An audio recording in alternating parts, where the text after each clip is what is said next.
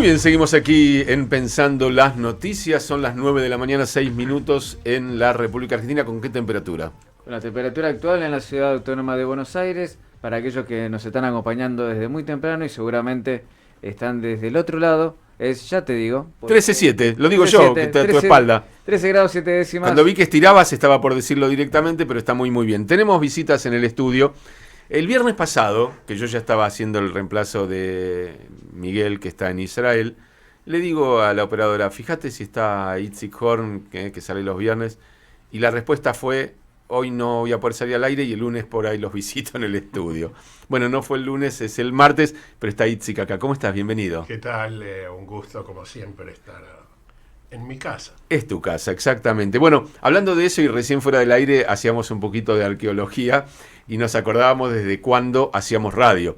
Y yo recordé que en el año, creo que 93, cuando yo entré a la radio, o el 94 después del atentado, habrá sido por allí, fue del atentado, 94 después del atentado, había un programa de la OSA, de la Organización Sionista Argentina, que se llamaba Kesher. Kesher. Y vos eras el productor. Y yo era el productor. Y era tan lindo venir los domingos que te ibas con la familia a la quinta del Betam y tener que volverte para hacer Kesher, pero lo hacíamos. Y hasta salía bien y todo. Y salía bien, y de hecho voy a hacer un recuerdo porque el locutor de ese espacio falleció muy joven, Ariel Klein, un tipazo, un tipo pero más bueno que el Quaker. Ese es el tiempo en el que nos conocemos con Itzik en la radio, pero nos conocemos mucho antes porque él trabajaba en el Betam con mi mamá, maestra, y él también, docente, y yo era el hijo de la Morazara, que es uno de esos títulos que lo hablamos recién, cuando sos chico te pesan y cuando sos grande te dan orgullo. Itzik, estás viviendo en Israel, tuviste mucho tiempo en Sderot, desde que yo recuerdo nos contabas las caídas de misiles en directo, y ahora te fuiste para Ashkelon, que no está tan lejos de los misiles. No, claro, pero yo voy mejorando, porque los misiles que tiran a Ashkelon son de mayor potencia que los que tiran a Sderot. Vos estimulás el desarrollo. Claro, después para que no digan que uno no los ayuda. En realidad te los tiran a vos, a donde vos vayas. Ya entendí, ya me lo dijiste una vez y lo estoy empezando a tomar en cuenta seriamente. Bueno, pero estás en la zona. Sí. Contame un poquitito, porque yo eso sí que no lo conozco de tu historia. ¿Cuándo decidiste hacer Aliyá? ¿Por qué decidiste? ¿Cuándo llegaste? ¿A dónde? Yo concreté mi Aliyá en octubre del 2000. Octubre del 2000, yo era director de la Organización Sionista Argentina. Llegué a la conclusión de que aparte de ser director del sionismo, había que concretar el sionismo. Sionismo realizador. Sionismo en una época. Claro. Sí. Y hicimos Aliyá. Cuando yo llegué a Israel había fuegos artificiales y todo eso. Yo pensé que bien me han recibido, pero no, empezaba la segunda intifada. Viví un tiempo en Kfar Saba y después con unos amigos me ofrecieron trabajo y qué sé yo, y me mudé a Mefalsim. Al kibutz. Al kibutz Mefalsim, pues seguí adelante y me mudé, después pasé a Sderot y ahora estoy en Ashkelon. Pero es una vivencia muy interesante porque entre nosotros, total, nadie nos escucha. No. Cuando todos los políticos, en especial los que están ahora, dicen en hebreo Din Sderot que Din Tel Aviv, o sea, lo que pasa en Sderot es lo mismo que si le tiran a Sderot es como si le tirarían a Tel Aviv. Mentira, pero mentira. Bueno, que muden el gobierno a Sderot. Que vengan a Sderot. Pero lo que a mí no termina de llamarme la atención es que con los años que esta gente está en el gobierno, porque no están desde hoy, están hace 40 años con alguna pequeña intermitencia en el medio, y la gente de Sderot lo sigue votando. Es como, no sé si es el síndrome de Estocolmo. Una cosa así. Sí. Te enamorás del misil al final. Al final sí. Ahora ellos consiguieron, los terroristas, algo, lo voy a decir, la batalla psicológica la ganaron. ¿Por qué? Estás tan acostumbrado a que pase algo que cuando hay un par de meses de tranquilidad ya te empezás a... Qué raro algo esto, ¿no? Estarán tramando. El silencio que antecede la tempestad. Y después todo este jueguito de ahora de separar al Hamas de la Yihad Islámica. Pero bueno, son cuestiones estratégicas que Israel decide, el gobierno de Israel decide manejar. Dice que en la vida cotidiana, ¿qué porcentaje ocupa? Bueno, es verdad, si vivís en Sderot es una cosa, si vivís en Aria es otra. Pero ¿qué porcentaje ocupa lo que para nosotros parece ocupar el 100%? Digo porque últimamente, y antes no pasaba, empezamos a notar el disconfort del israelí con la inflación, con los aumentos, con cosas que antes ni nos llegaban, no existían, no era un tema. Digo, cuando vos te levantás a la mañana, mirás el noticiero, lees el diario o lo que fuera, ¿cuánto ocupan estos temas de la yihad islámica o del Hamas? No. El tema principal hoy por hoy para la mayoría de los israelíes es el aumento del costo de vida, el aumento de los productos, que si me preguntas, siempre hay alguna buena razón para aumentar, que la guerra en Ucrania, que la importación, que la exportación. Y ahora incluso hay toda una campaña de no comprar frutas y verduras a más de 9 shekel con 90, 10 shekel, digamos. Eso es lo que le preocupa a la gente y a mucha gente el tema de la reforma judicial. ¿Por qué es tan importante? Porque va más allá de la reforma judicial, por lo menos desde mi concepción. Es un tema que tiene que ver con que, nadie duda que hay que reformar el sistema judicial, nadie duda que hay cosas para mejorar, pero lo hicieron de una manera salvaje, sin consensuar. Y entonces a la gente, a una importante parte de la población, yo sé que mucha de la gente que sale a apoyar a las manifestaciones a favor de Bibi y el gobierno no tiene la más, iba a decir una mala prostituta, sí, curva idea, vamos a decir, estamos en la radio judía, una curva idea. Viste que acá hay los gimnasios para mujeres llaman curves. Sí, yo nunca sé quién eligió el nombre, pero se debe estar riendo mucho. Sí. Creo que nadie tiene de esa gente la idea de qué significa en profundidad la reforma judicial, y hay toda una postura de que el Bagatz, la Suprema Corte de Justicia, es un partido político que no los deja hacer absolutamente nada. Cuando hay declaraciones de Netanyahu, bueno, Netanyahu es un genio en decir una cosa y hacer otra, más como todos los genios políticos. Pero hay declaraciones de Netanyahu hace 5 o 7 años atrás, diciendo que él no va a permitir que se avasalle la Suprema Corte de Justicia. Claro, pequeño tema técnico, no tenía 3 causas abiertas. Y todo quien tiene 2 dedos de frente sabe que todo este asunto de la reforma judicial tiene que ver con los juicios de Netanyahu. ¿Y no se solucionaría el problema diciéndole a Netanyahu, mira, al final de cuentas eran 3 pavadas, olvidémonos de esto, pero tampoco hagamos lo otro? Hay mucha gente que dice que, bueno, que lo indulten de una vez, pero que él firme que no se va a dedicar más a la política. Como Deri. Una cosa así. Pero, no, digo porque todo firma. Claro. No, pero esa sería una de las soluciones. Pero alguien podría considerarlo injusto, pero yo creo que cuando está en juego algo tan complejo, sinceramente, si Netanyahu pues nunca va a ir preso. No, y el juicio va a durar años, mucho más. ¿Y qué va a pasar con Israel en esos años? O sea, a veces habría que tener en cuenta, bueno, también es verdad que para los argentinos los juicios de Netanyahu son joda. O sea, las cosas por las cuales realmente un israelí se preocupa y dice Netanyahu es un corrupto, a nosotros ni nos hacen cosquillas, no entran ni por mesa de entrada. Pero es verdad, nosotros tenemos acá un presidente que voló una ciudad para tapar un contrabando de armas y nunca fue preso por eso, y fue senador hasta el día que se murió. Nosotros convivimos con cosas así, pero en algún punto yo creo que es un tema de un análisis de costo-beneficio. Y no solo eso, vos fíjate que yo estoy en contra de, porque cada país tiene su realidad, tiene su idiosincrasia. Pero cuando hoy hay mucha gente que está hablando de que Israel se argentinizó, con respecto ahora cuando decían libanizar y nosotros nos reíamos un poco, claro. Bueno, se argentinizó. ¿Qué quiere decir? Cuando vos, el primer ministro, primero hay todo un tema que yo estos pocos días que estoy en Buenos Aires también vi, creo que se ha perdido totalmente el respeto por las investiduras, pero eso es en todo el mundo. Que hay prensa opositora y prensa a favor, también en Israel. Pero cuando el primer ministro se presenta a la corte, acompañado de todos sus ministros y de todos los miembros de su bloque parlamentario, y dice que, no sé si te va a resultar conocido, que la justicia y los medios lo persiguen. Hay una especie de línea que marca cierto tipo de gobierno, con todas las diferencias, ¿sí? Porque, digamos, Netanyahu fue elegido democráticamente, solo que se olvidó de un pequeño temita, que era que lo eligieron, le permitieron, la Suprema Corte le permitió presentarte, y la que él critica, a condición de que él no se meta con temas que tienen que ver con la Suprema Corte.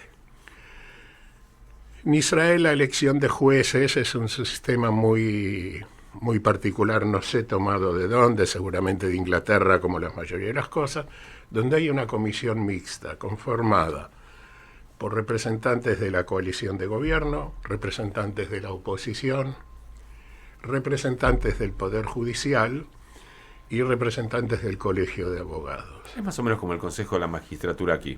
Y lo que ahora está en juego, que el gobierno quiere nombrar a los jueces. Pero una vez que el gobierno nombra a los jueces, ¿quién controla el gobierno? ¿Quién controla el gobierno? Sí. ¿O qué juez que lo nombró el gobierno va a aceptar una demanda contra el gobierno? Y después está todo el juego de volver a sacar de la caja de Pandora la diferencia entre Mizrahim y Ashkenazim, y por qué no hay un juez de origen marroquí. Yo siempre digo, ¿por qué no hay un juez de origen argentino? A ver, ¿por qué? O sea, un juez tiene que ser juez porque entiende de leyes y entiende de derecho. No porque sea originario de Marruecos tiene que ser juez. Bueno, yo discuto mucho acá el tema de los cupos, viste que dicen el 50% del Congreso tiene que ser mujeres. Aunque sean unas pelotudas, sí. Porque así dice el cupo. No, Mirá, yo no estoy en contra de la participación de las mujeres, pero se lo gane como vaya una interna, como va todo el mundo. Y mucho más en un país donde los políticos más poderosos casi de todos los espacios son mujeres. O sea, vos no podés decir que en la Argentina las mujeres no tienen poder. Cristina, Patricia Bullrich, Lilita Carrió, juezas, bueno, ahora justo no, pero juezas en la Corte Suprema, ministros hasta de seguridad o de energía. Digo, si vos tenés gente capaz o gente que ha hecho su carrera, ¿por qué tenés que obligarme a mí a que haya un 50%? Decir, ¿sabes qué? Traeme una mina porque no sé cómo hacer para llenar el cupo. O sea, lo que pasa que hoy no es political correctly estar en contra de eso. Pero si lo analizás... Es un insulto a las mujeres. Es un insulto a una mujer entrar por cupo. Yo creo que sí. Básicamente me parece eso. Que sí. Bueno, te cambio la perspectiva y contame cómo ves la Argentina, porque también la lees igual como nosotros leemos Israel, pero hay que caminarla. Bueno, Buenos Aires. No quiero ser cruel porque no es la misma realidad tal vez en una provincia o aquí. A mí me resulta duro pasar y ver las plazas enrejadas, la cantidad de gente durmiendo en la calle. Y ahora en invierno te das más cuenta todavía. La cantidad de gente durmiendo en la calle. Y como siempre, yo te digo que me hicieron la cabeza cuando vine, cuidado con esto, no saques el teléfono, no lo vayas acá, no vayas allá. Mis amigos una de las veces me invitaron a cenar a un restaurante en La Recoba, en el Bajo. Sí. No se puede decir los nombres, pero es una zona que está... Si nos mandan algo podemos decir cualquier cosa. Vale la pena porque sí. Donde yo comí valía la pena. Valía la pena. Y yo vi, el lugar estaba repleto.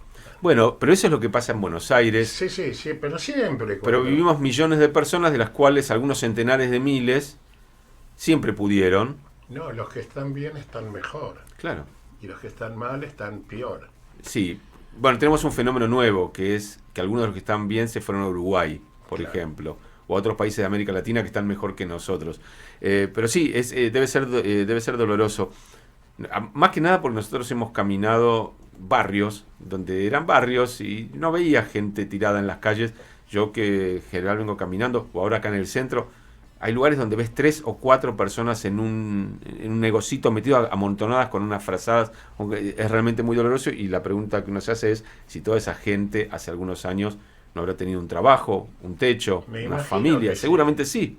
Seguramente sí. No, porque hay veces que yo me acuerdo en Israel, yo trabajaba en Jerusalén y había uno que pedía, ¿no?, en la esquina, y me decían, no, hace 30 años, nunca tuvo casa, este tipo es de acá.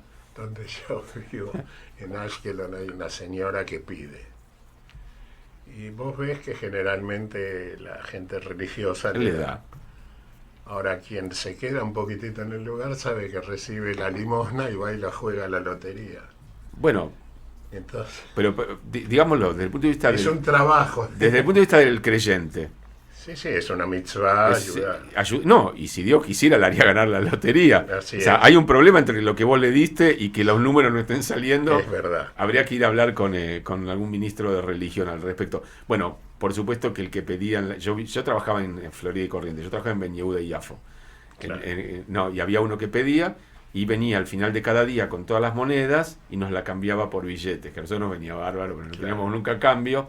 Era una fortuna, ganaba más que el gerente del boliche. En esa época. En esa época, no, pero realmente era asombroso la cantidad de gente. Un viernes antes de Shabbat, Hacíamos caja. o sea, no sabés lo que levantábamos. Y me causaba cierta gracia, Itzik, porque había teléfonos públicos. Ya hoy no hablar de teléfonos públicos. Había teléfono público y sonaba y él atendía. Claro, o sea, pero era como la oficina. Sonaba el teléfono y él se acercaba, atendía, hablaba un rato, cortaba. Los teléfonos en Israel tenían número al que vos podías llamar. Así es. Era un clásico que te quedabas varado en algún lugar y... Llamaba. Claro, no tenías... Porque te llamaban y te decían, bueno, sí, decime dónde estás.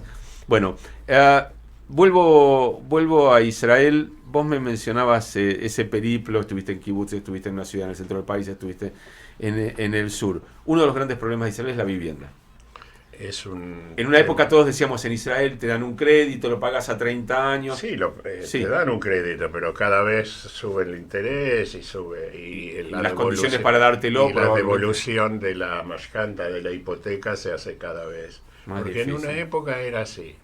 Entre alquilar y sacar un crédito, más o menos para devolverlo te salía lo mismo. Y por lo menos no tirabas la plata.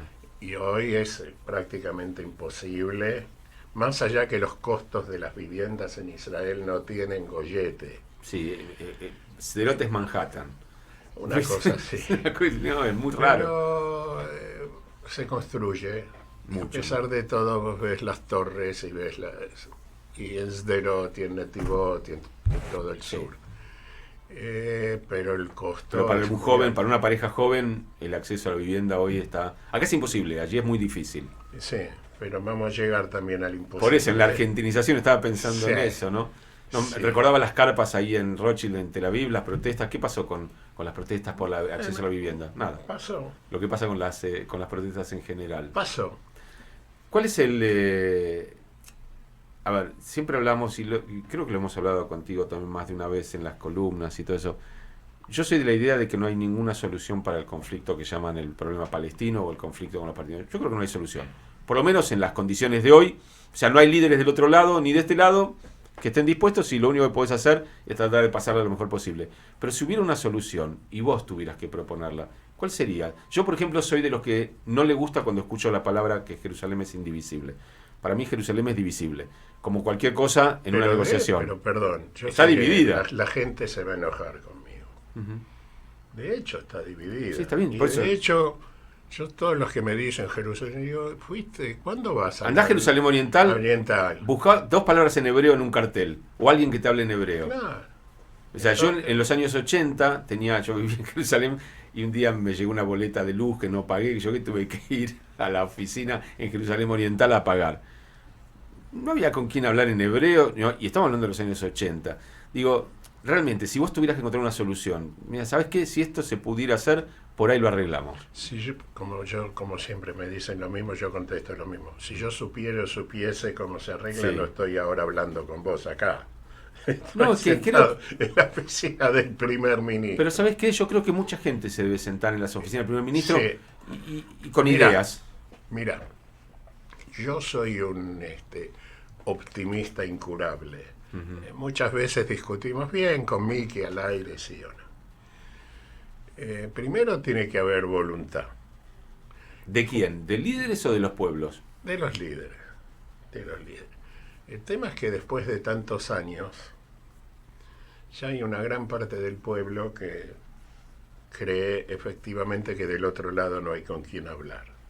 Ahora, cuando desde el gobierno se repite como un mantra, no hay un partner, no hay un partner, no hay un partner.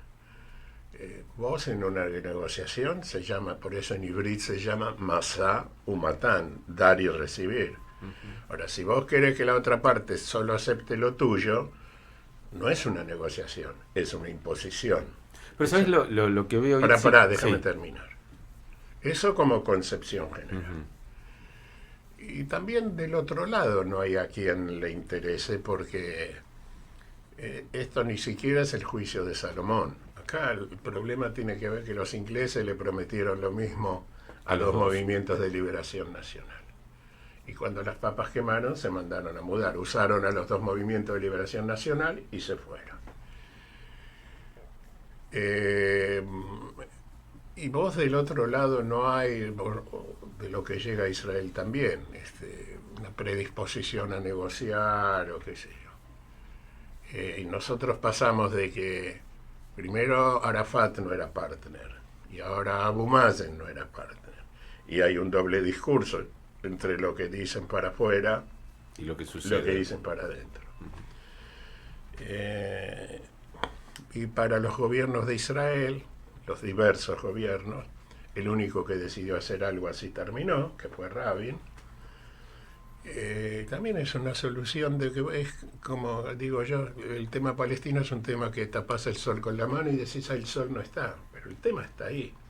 Y el tema va a explotar porque, a ver,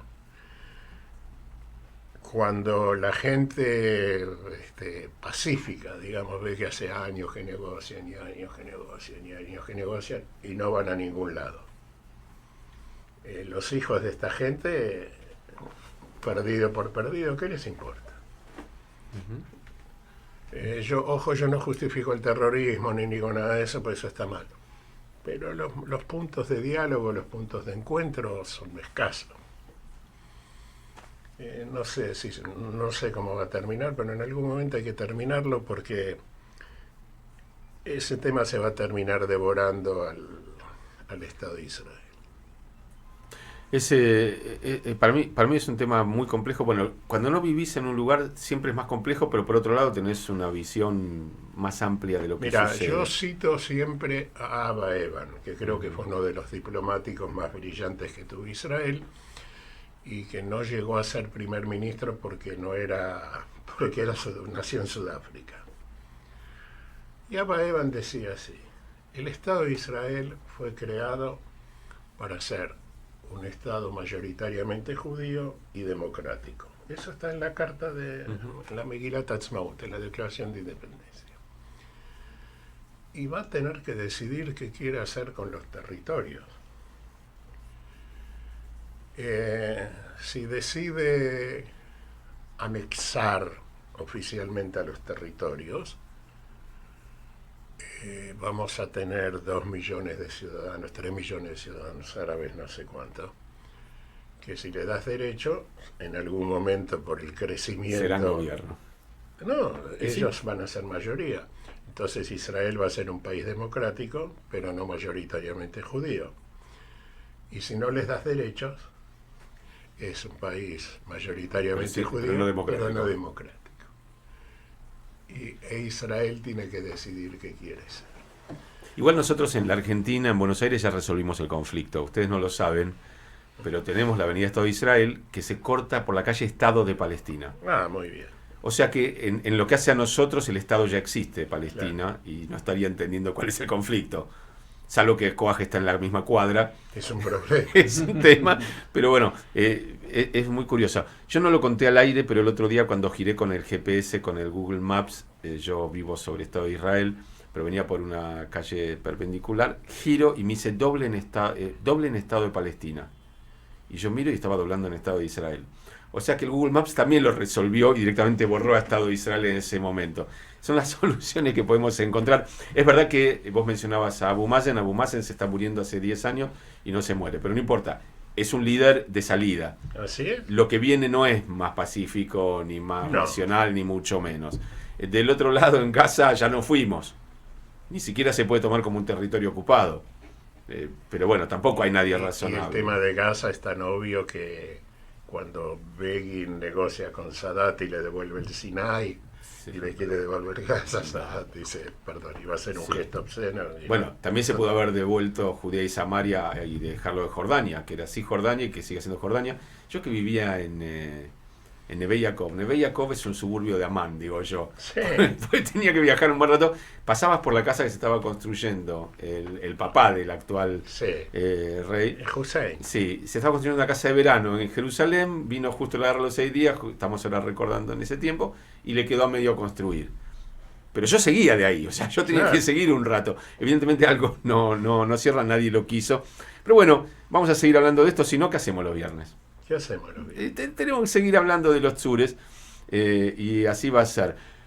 9:31, nosotros nos vamos a ir a la pausa y vamos a dejar que sigas tu camino por Buenos Aires. ¿Hasta cuándo te quedas por aquí? No, mañana ya me voy. Ya te estás volviendo. Vine por poquitos días. Bueno, así que te liberamos absolutamente. Y capaz, hoy estamos a martes. Sí, martes. Y bueno, si estás descansado, el viernes hablamos El de nuevo. viernes nos hablamos, pero ahí te pido, léeme el diario, contame lo que pasa, porque yo cuando me levanto acá no sé ni lo que pasa acá.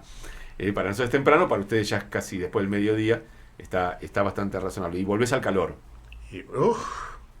Volvés al calor. El calor y a los cortes de luz. No me digas, se argentinizaron del todo. Sí, pero lo más lindo, a ver si te resulta conocido. A ver. El ministro de Energía le echó la culpa al gobierno anterior, lógico, porque no tomaron la los pesada recaudos. herencia recibida, se llama eso. Ahora, yo pensé, el gobierno anterior, ¿cuánto estuvieron? 2 años.